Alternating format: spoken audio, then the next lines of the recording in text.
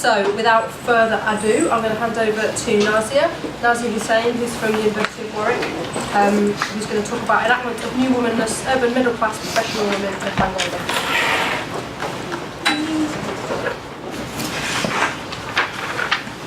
Hello everyone, I do not have a PowerPoint, so you will have to stare at my face for the next 10 minutes. That's the best I can do for you guys. Because this is a pretty short presentation, so I'm not going to be talking at all about theories or sort of methodologies or the processes of research. I'm just going to do this presentation as storytelling, because my research is about real people with real life issues, and so I thought that would be an interesting approach to take. I'm just trying something new, so let's see how it goes.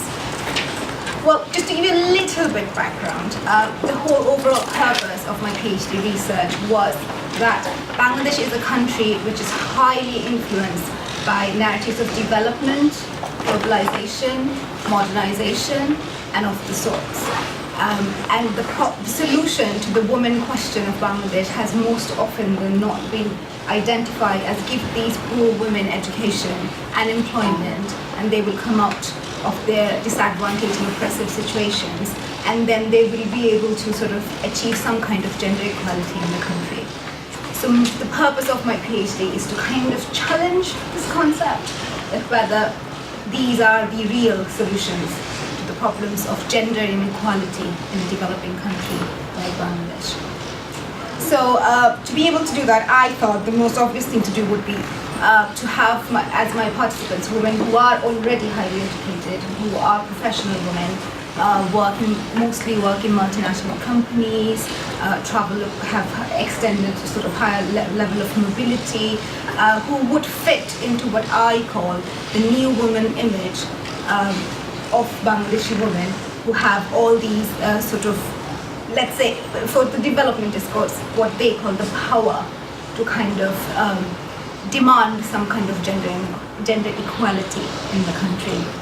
So what I do is I look into media representations of these women. I have focus groups and individual interviews, and I see what are the gender relationships that they sort of work with in everyday lives, both in the private and the public spheres.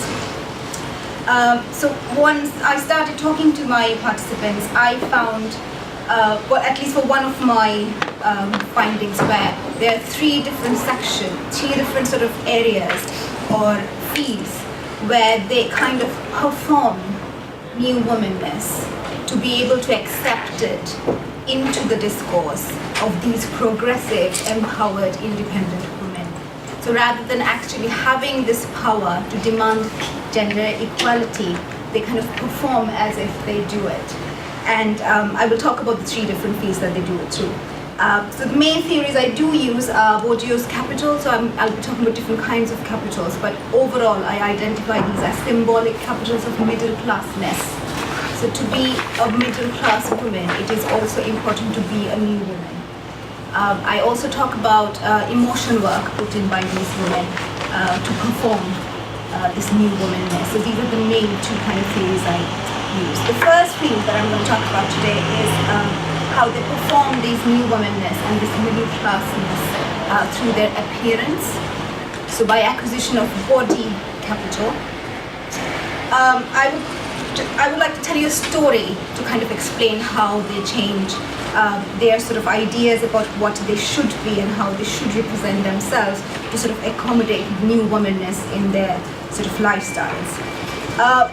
Bangladesh is a country, for those of you who probably don't know the clothing or practices of women in Bangladesh, is quite similar to India. So everyday clothes that we wear would be either a sari, or we wear long sort of tops with loose trousers and a scarf. It is a Muslim country, but the practice of headscarf and hijab is not very common in a more liberal Muslim country. But the corporate culture, so the idea of the new woman, the empowered, the independent, mobile woman, often does not associate these kind of Eastern clothing with new womanness. And one of the experiences my participants kind of will explain it to you. My participant is in her mid-30s and she's the deputy general manager of a multinational company, a Dutch company actually.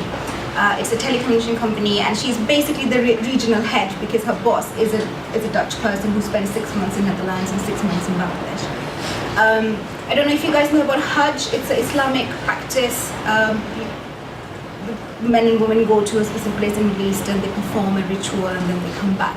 So as part of the Islamic practice, after you perform Hajj, women are expected to cover their heads, to wear the hijab. Do we know what hijab is? Cover their heads and for at least 40 days. So this participant of mine went for the Hajj, came back and started covering herself. So her Dutch boss calls her in and says, what's happening? Why are you covering your head all of a sudden?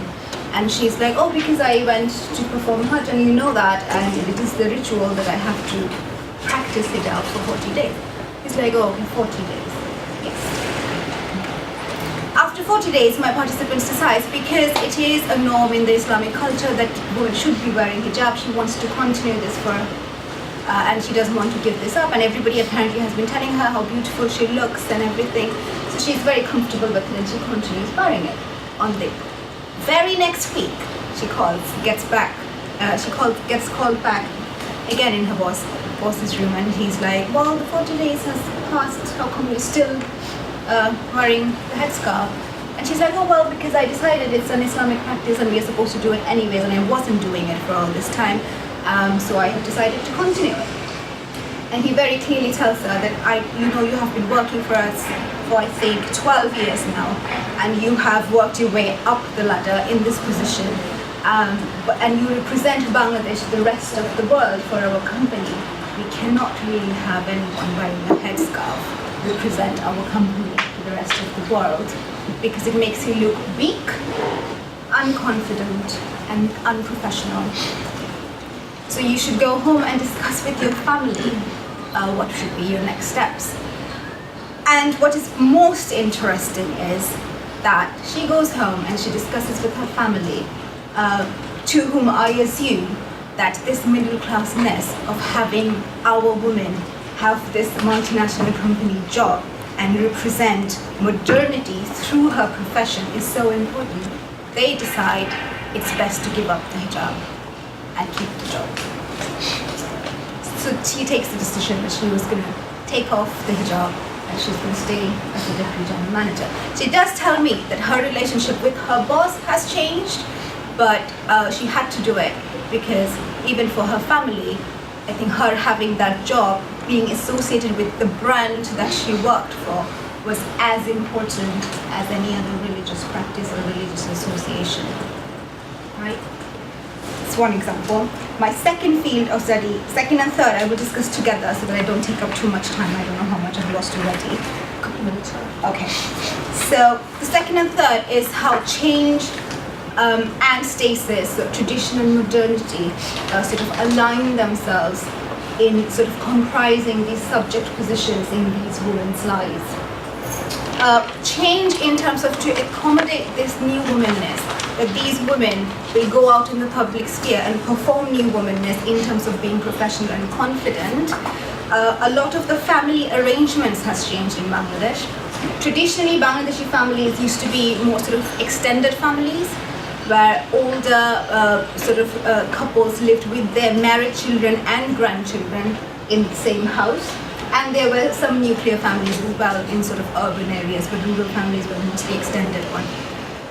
So a change to modernity for these new women, you would automatically assume, oh, well, then they probably live in nuclear family settings. Not necessarily. What they live in now is what I call an semi-extended family setting, where my new young couples with their children live right next door, or often an apartment above or below their in-laws or their own parents. These apartments and houses are usually owned by their in-laws or their own parents, so they are not paying any rent. My participants leave their children with their in-laws or their parents. They're not having to pay any childcare sort of money. And they also eat with their in-laws or their own parents, so they don't have to cook for themselves or do grocery shopping as well. So you must be thinking, well, they live the lives of princesses, don't they? Because they go to work, come home, their children are taken care of, the cooking is taken care of. But what do they have to pay in exchange? Well, most of my participants said, that's where I bring in the emotion work. That obviously their professions, although appreciated because this represents their independence and empowerment and gender equality in the public sphere, does not come without criticisms, does not come without the idea that you are not raising your children, I am doing it for you, and therefore all the decisions of your married life and the decisions about your children needs to be made being consulted with me. So this is the idea that comes from the in-laws or their own parents. And they perform this emotion work where they also think, well, yes, they're right. I am the mother. I was the one who was supposed to take care of my children. If I'm not being able to do that, then I should be listening to them. So they use terms in my interviews like I have to, I actively try to, I choose not to shake the boat, I choose to stay quiet, I'm learning to be happy, I take things I deserve, not what I want. All of these just to accommodate what other people think they should do with their lives in the private sphere, just so that they can get what they want to in the public sphere. But then you can still question with my first example, are they really getting to do what they would like to do in the public sphere as well? Because that area is still quite extensively controlled by the people they work for. So all in all, I think my concluding argument, because this is just one of my chapter, is that in sort of having to perform modernity and tradition together, these women, participants of mine, are continuously performing and putting in emotion work.